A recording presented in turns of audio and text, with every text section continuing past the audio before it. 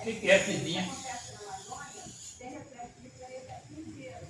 E é por isso que vão 130, 140 revistas nesse estudo. Teve uma equipe que só olhou a pressão da atmosfera. Outra os rios voadores. Outra foi lá na parte socioeconômica.